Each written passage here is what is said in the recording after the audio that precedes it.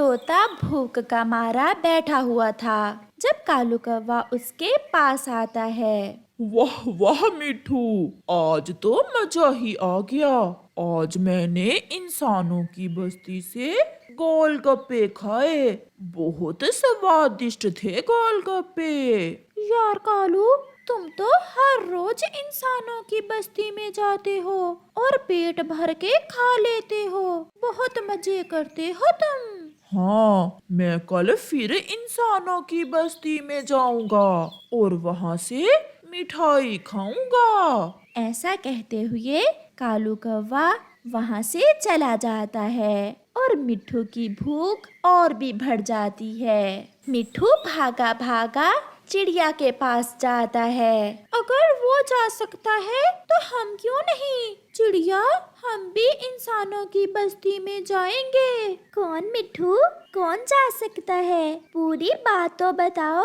कालू कौवा, वो हर रोज इंसानों की बस्ती से स्वादिष्ट स्वादिष्ट चीजें खाकर आता है। इंसान उस काले कौवे की दावत नहीं करते, बल्कि ये चुरा कर खाता है। जिस दिन पकड़ा गया, इंसान इसे छोड़ेगा नहीं, सीधी गोली मारेगा। मिट्ठू भैया, इंसान तो इंसानों को मार देते हैं, हम पक्षियों को कैसे छोड़ेंगे? वो चिड़िया, ठीक कहा आपने, मैं यही ठीक हूँ। अच्छा, मुझे भूख बहुत लगी हुई है, आपके पास कुछ खाने को है तो मुझे दे। ये ले मिट्ठू, आप ये दाना खा लें, मेरे पास घर में और दाना है। फिर मिट्ठू दाना खाने लगता है। दूसरे दिन रोज की तरह कालू कौवा फिर से इंसानों की बस्ती में जाता है। हलवाई मिठाई बना रहा था। कालू कौवा उस हलवाई की दुकान से थोड़ी दूर एक पेड़ पर बैठ जाता है। अब चला भी जा इंसान। तू कहीं जाए तो फिर ही मैं तुम्हारी मिठाई चुराऊंगा। जब तक घी गर्म होता है, मैं थोड़ी शक्कर ले आता हूँ। फिर वो इंसान शक्कर लेने जाता है। कालू कौवा तो उसी इंतजार में बैठा हुआ था। जैसे ही हलवाई शक्कर लेने जाता है, कालू कौवा तुरंत पेड़ से उड़ता है और जाकर हलवाई की जलेबियां खाने लगता है। दूर से इंसान भी कालू को देख लेता है। छी छी, भागो भागो काले कौवे, मैं अभी अपनी बंदूक निकालता हूँ। कालू कौवा 2-4 जलेबियां अपनी चोंच में लेकर वहां से भाग जाता है और जाते जाते इंसान की बाकी की जलेबियां मट्टी पर गिरा जाता है। ये कौवे भी कितने बुरे पक्षी होते हैं। सब पक्षी डरते हैं हम इंसानों से, और ये कौवे हम इंसानों से ही छीन कर खाने की कोशिश करते हैं। चिड़िया और कबूतर बैठे हुए थे। कालू कौवा चोंच में जलेबियां लिए उनसे थोड़ी दूर आकर बैठ जाता है। गरम गरम जलेबियाँ बहुत स्वादिष्ट हैं। नोम, नोम, नोम। कालू भैया, थोड़ी सी हमें भी दे दो। मैं तुम्हें जलेबियाँ तो नहीं दे सकता, हाँ, मगर तुम दोनों मुझे खाता देख सकते हो। जिस दिन किसी इंसान के हाथ लग गया तो तुम्हारी नस्लें याद रखेंगी।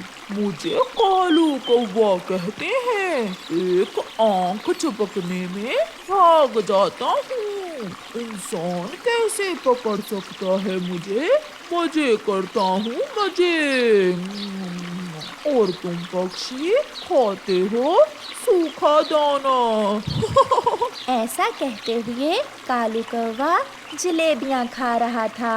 चलो कबूतर, हम इसे देखकर अपना जी क्यों तरसाए। चिड़िया और कबूतर वहां से चले जाते हैं। अगले दिन कालू की किस्मत खराब थी कि उसका जाते जाते मैंगो शेक पीने को दिल करता है। वो पेड़ पर बैठा हुआ मैंगो शेक बेचने वाले इंसान पर नजरें जमाए हुए था।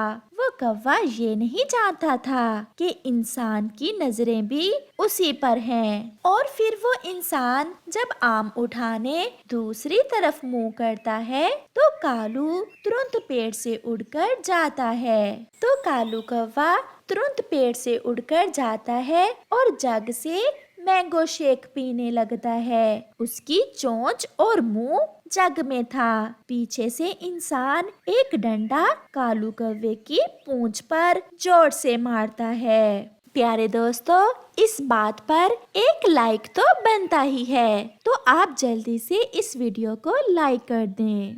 मर गया, मर गया, भागो, ये इंसान कहाँ से आ गया? कालू तो भाग जाता है, मगर उसकी पूंछ टूटकर वहीं गिर जाती है। अब वो अपने दोस्तों के सामने जाने से बहुत शर्मा रहा था, क्योंकि पूंछ के बिना वो बहुत बुरा लग रहा था। कालू, पूंछ कहाँ गई? तुम्हारी पूंछ कहाँ गई? लगता है पकड़ा गया आज कौवा। अब पता चला? बताओ बताओ, आज क्या खिलाया इंसानों ने तुम्हें? आज इंसानों ने मुझे डंडे खिलाए और मेरी पूंछ ही तोड़ दी।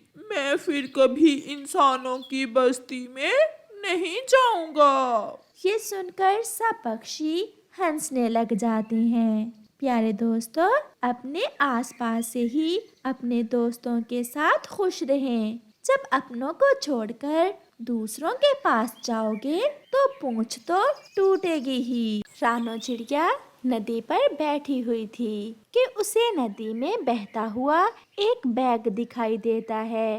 रानो चिड़िया उस बैग को नदी से निकाल लेती है। न जाने ये बैग किस पक्षी का होगा, मगर जिसका भी है मुझे ये बैग उसे लुटाना होगा। चिड़िया वो बैग लेकर वहाँ से चली जाती है। सब पक्षियों को पता चलता है कि रानो चिड़िया को कोई बैग मिला है जिसमें कोई कीमती चीज है। इसलिए अब जंगल के सभी पक्षी उस बैग को रानो चिड़िया से लेना चाहते थे। चिड़िया, मेरी नानी आई थी कुछ दिन पहले, उसके पास बिल्कुल इसी तरह का ही बैग था। मुझे तो लगता है ये बैग मेरी नानी का ही गिरा है। तुम ये बैग मुझे दे दो। मिठू भैया, आपकी नानी तो पिछले हफ्ते आई थी और मुझे ये बैग आज ही नदी से मिला है। ये बैग आपका नहीं है। मिठू बहुत कोशिश करता है, बड़े बड़े झूठ बोलता है, मगर चिड़िया को पता चल जाता है कि ये बैग तो मिठू का है ही नहीं। कबूतर, जिंदगी में एक बार झूठ बोलने से क्या होगा? जाओ और रानो चिड़िया से वो बैग ले आओ। मगर लूसी, मुझे अच्छा नहीं लग रहा। मैं कैसे झूठ बोलूंगा? अगर उस बैग में से कोई कीमती चीज या कुछ पैसे निकल आए तो फिर पूरी जिंदगी हमें कोई दूसरा झूठ बोलने की जरूरत नहीं पड़ेगी। बात तो तुम्हारी ठीक है लूसी। फिर कबूतर रानो चिड़िया के पास चला जाता है। चिड़िया बहन, यही है वो बैग जो कल झरने पर गिरा था। मैं और लूसी के मैके से घर वापस आ रहे थे कि ये बैग झरने पर गिर गया।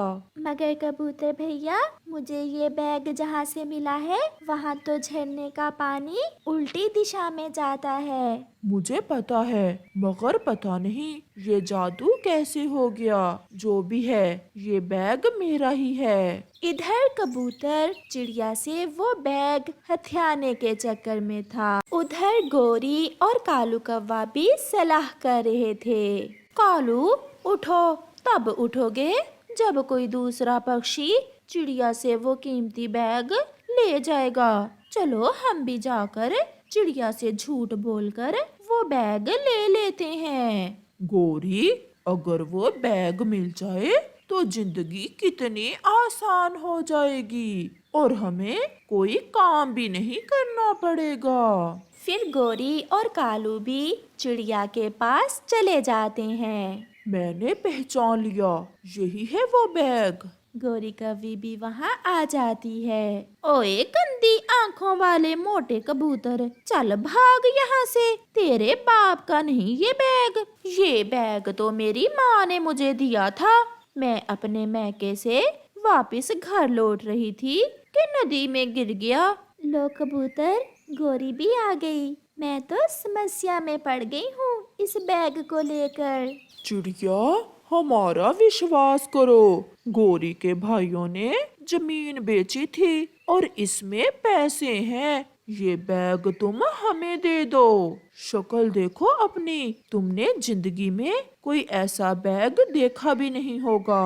और गोरी, तुम्हारे भाई तो एक नंबर के आवारा हैं, मैं सब जानता हूँ। पकड़ो कालू इसे। इस मोटे को तो आज मैं बताती हूँ कैसे ये मेरे भाइयों के बारे में बातें किए जा रहा है। हाथ तो लगाओ।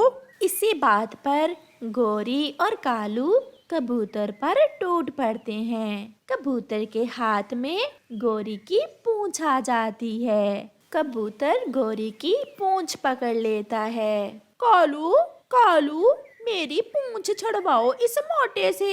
ये मोटा तो मेरी पूंछ तोड़ने वाला है। कालू भी कम ना था, वो भी कबूतर के मुक्के पर मुक्का बरसा रहा था। छम छम चाचा, वो सब लड़ रहे हैं, जल्दी चलो। असल में वो बैग मेरा है, आप चलें और मुझे वो बैग लेकर दें। कौन लड़ रहा है? गोरी और कबूतर। फिर छम छम चाचा मिठू के साथ वहाँ आ जाता है। रुको रुको, लड़ाई छोड़ो। कबूतर जैसे ही गोरी की पूंछ छोड़ता है तो गोरी की पूंछ टूट जाती है। हाय कालू, इस गंदे ने मेरी पूंछ ही तोड़ दी। आप सब क्यों लड़ रहे हैं? मेरी बात सुनो, हम सब उस बैग को खोल कर तो देखें। मुझे तो ऐसा लग रहा है कि ये बैग आप में से किसी का भी नहीं है, क्योंकि पिछले जन्म में मेरा भी एक ऐसा ही बैग गुम हुआ था। खोलो खोलो, इसे खोल कर देखो। चाचा छम छम, आप बड़े हैं, फिर आप ही इसे खोलें। मैंने तो अभी तक इसे खोलकर देखा भी नहीं कि इसमें है क्या। फिर छम छम चाचा जैसे ही उस बैग को खोलता है तो उसमें से एक मरा हुआ चूहा निकलता है और उस बैग में और कुछ भी ना था। ये देखकर सब पक्षी बहुत शर्मिंदा होते हैं। चिड़िया हंसने लग जाती है। चिड़िया, ये गोरी को ही दे दो, मैंने पहचान लिया है, ये बैग गोरी का ही है। मोटे, मैंने तो अपनी पूंछ मुफ्त में ही तड़वा ली, अब ये बैग तुम ही ले जाओ। इस चूहे का शोरबा बनाकर पी लेना। मिठू तो बैग के खुलते ही वहाँ से चला जाता है। चलो गोरी, अपनी पूंछ उठाओ और चलें। मैं घर जाकर गम लगाकर तुम्हारी पूंछ जोड़ देता हूँ। फिर सब पक्षी शर्मिंदा होकर वहाँ से चले जाते हैं।